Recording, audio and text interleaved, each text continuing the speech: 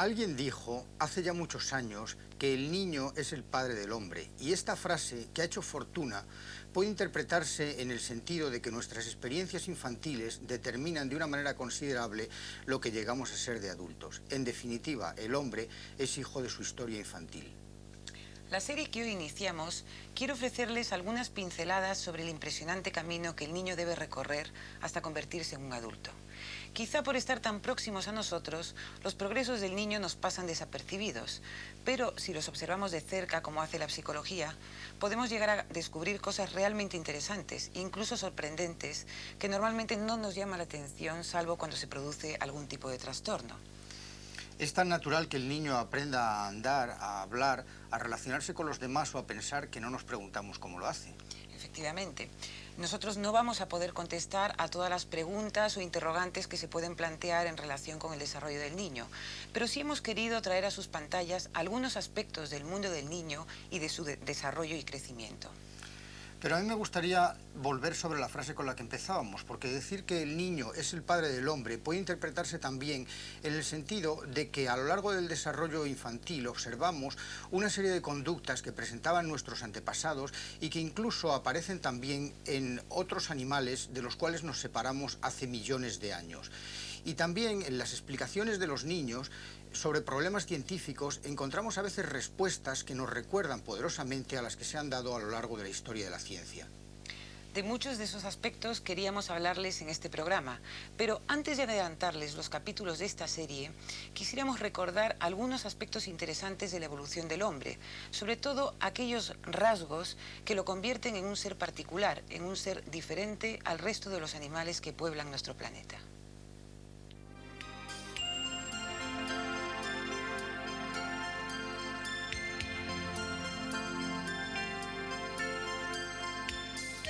Desde sus remotos orígenes, el hombre ha recorrido un largo camino hasta llegar a la época actual. Durante cientos de miles de años ha vivido como nómada, cazando y recolectando sus alimentos. Pero ya en esa lejana actividad cazadora de los antepasados del hombre aparecen elementos que lo diferencian de otros animales, incluso de los más cercanos, y uno de los más importantes es la utilización de herramientas. Efectivamente, nuestros antepasados construían herramientas e instrumentos diversos que facilitaban las tareas de la caza y obtención de alimentos.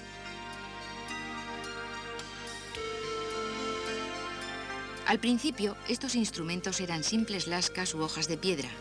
Más tarde aparecen ya instrumentos de hueso, como agujas, arpones, punzones, etc. Aunque la utilización de herramientas se observa también en algunos otros primates, es el hombre quien va a convertir esta actividad en un elemento permanente y fundamental de su subsistencia. Cualquiera de los instrumentos más simples que utilizan los grupos primitivos que actualmente pueblan la Tierra representa una ingeniosa solución a los problemas de la subsistencia. Hace aproximadamente 10.000 años, un momento no demasiado alejado en nuestra historia, los hombres se hicieron sedentarios y empezaron a practicar la agricultura, lo que les permitió una acumulación de recursos desconocida hasta entonces.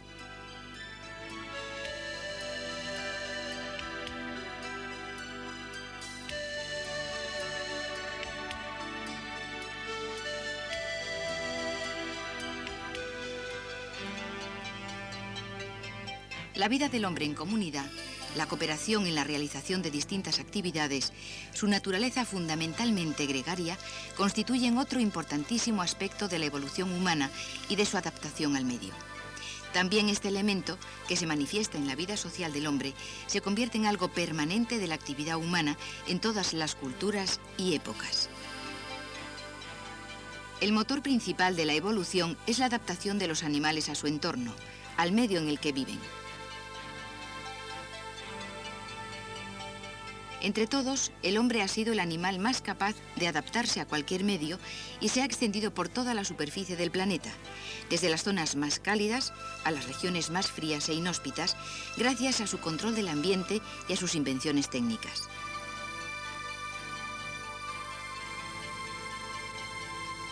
Una consecuencia notable de la adaptación humana es el impresionante aumento de la población en la Tierra. Evidentemente, un aumento tan vertiginoso como el de este siglo, en el que la población se ha triplicado ya, puede llegar, y en algunos casos ha llegado, a provocar desequilibrios imprevisibles e inadaptaciones. Del hombre depende, en última instancia, que su vida en la Tierra y las condiciones que ha creado en ella contribuyan a su progreso y felicidad, o por el contrario, que convierta el planeta en el que vive en un lugar inhóspito, asolado por guerras y destrucción de los hombres y la naturaleza. El hombre es el único animal que tiene en sus manos la eliminación de la vida.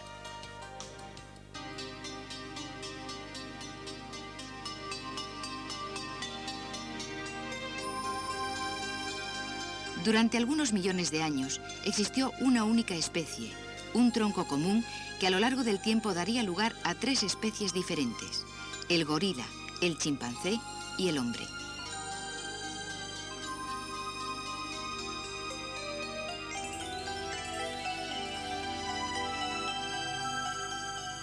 Hace aproximadamente 5 millones de años, un homínido se separa de ese tronco común. Este remoto antepasado nuestro no se diferenciaba mucho de otros primates. Probablemente andaba apoyándose en los nudillos y su capacidad cerebral aún era muy escasa. Pero continúa progresando, primero muy lentamente y luego cada vez a mayor velocidad, mientras que otros animales próximos siguen evolucionando mucho más lentamente. Entre los progresos más importantes está su capacidad de andar sobre 2 patas, lo que le permite desplazarse y al mismo tiempo transportar objetos. Probablemente los homínidos primitivos de hace 4 millones de años utilizaban objetos y herramientas mucho más frecuentemente que los chimpancés o los gorilas actuales, gracias a la incipiente capacidad para andar erguidos. Las grandes culturas que conocemos, lo que llamamos nuestra historia, son muy recientes en comparación con la vida del hombre sobre la Tierra. Durante los casi 2000 años de nuestra era se han producido enormes e importantísimos avances culturales y sociales, aunque el progreso se ha ido acelerando vertiginosamente en los últimos siglos. El Renacimiento, la Revolución Industrial o los avances científicos del último siglo son solo una ínfima parte de nuestro pasado. Lo que llamamos la época moderna, lo que caracteriza al hombre actual en sus logros científicos, intelectuales, sociales o artísticos, nos parece un paso de gigante en la evolución cultural del hombre, aunque representa tan solo unos cuantos minutos en comparación con su vida biológica.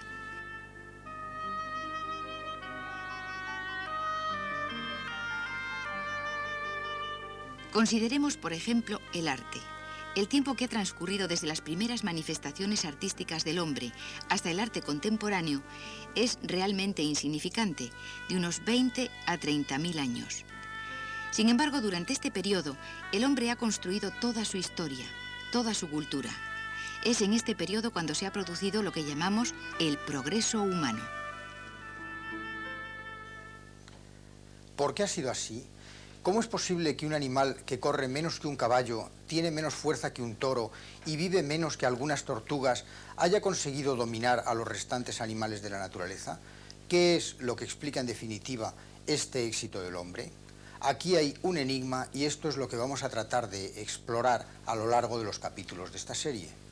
No hay que olvidar que las características físicas del hombre apenas han variado en los últimos 30 a 40.000 años, y sin embargo ha sido precisamente a lo largo de este periodo, pero fundamentalmente en los últimos 5 o 6.000 años, cuando se han producido los avances más espectaculares de la humanidad, los que asociamos con la civilización.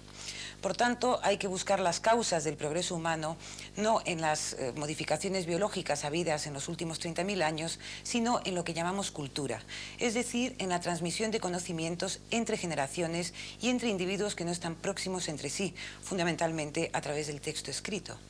Pero la cultura y en general la capacidad de aprender que caracteriza a los hombres está muy directamente relacionada con el largo periodo de infancia que tienen los seres humanos. Porque podríamos decir que el hombre nace inmaduro, nace como sin terminar y durante sus primeros años tiene que aprenderlo casi todo. Es a través de su interacción con los demás, a través de sus juegos, a través de su manipulación de los objetos, como va formando su inteligencia, esa capacidad que le ha permitido dominar la naturaleza y que puede ser utilizada para bien o para mal. En los animales, la transmisión de esa información de las modificaciones beneficiosas tiene que hacerse por vía genética. Esos cambios favorables se pueden conservar en el código genético y se transmiten a los descendientes. Pero las modificaciones se producen muy lentamente a lo largo de cientos de miles de años. Es decir, los cambios biológicos de las especies llevan mucho tiempo. Nuestros parientes más próximos, los grandes monos como los chimpancés, tienen también alguna forma de cultura, pero se trata de una cultura muy elemental en comparación con la humana.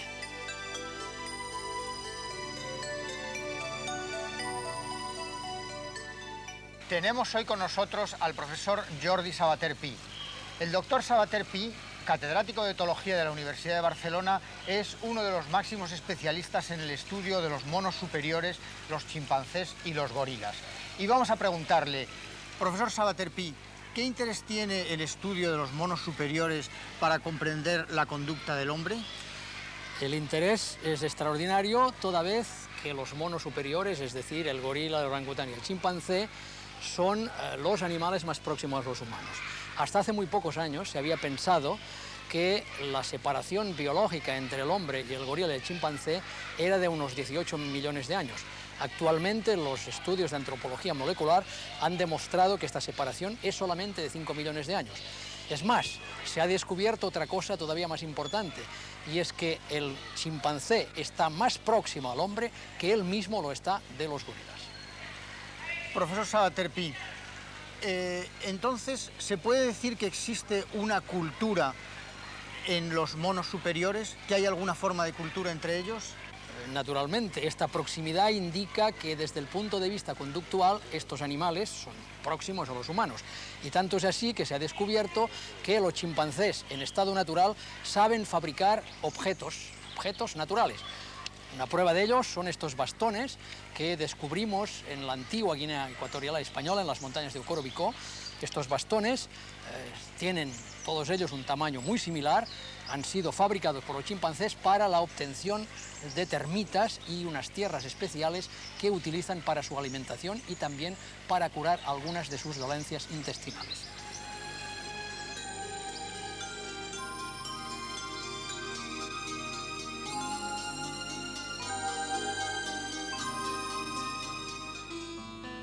Así pues, los humanos, sirviéndose de su inteligencia y de su lenguaje, pueden acumular lo que han aprendido y transmitírselo a los contemporáneos o a los descendientes. Esta transmisión cultural tiene la ventaja de que es mucho más rápida y se conserva a lo largo del tiempo. Gracias al documento, al signo o la palabra impresa, es como hemos podido llegar a conocer esas otras culturas humanas que se desarrollaron en épocas muy anteriores a la nuestra.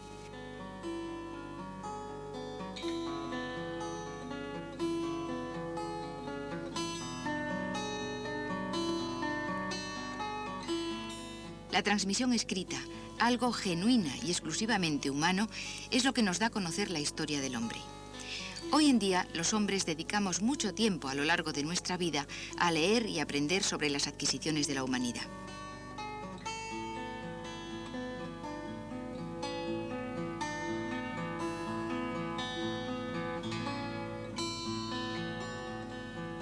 La idea del progreso humano se expresa muy plásticamente en la metáfora de que somos enanos que nos subimos sobre las espaldas de gigantes y podemos ver más lejos que ellos.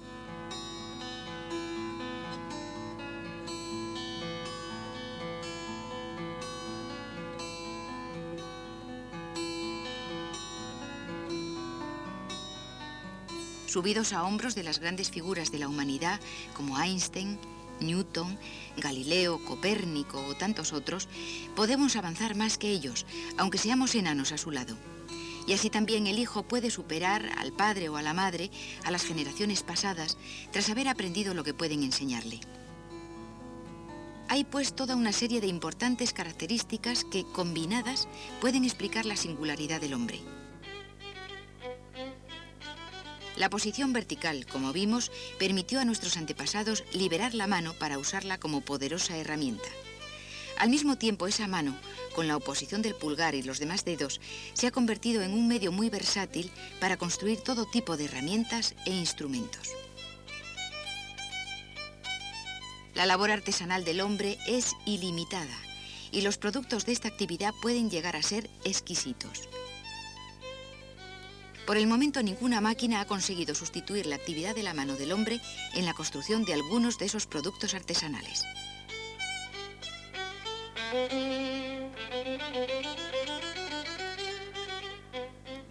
Junto a estas características, el hombre, además, tiene una actividad sexual permanente, lo cual ha facilitado la formación de familias estables y otro tipo de comunidades, algo característico de todas las culturas humanas.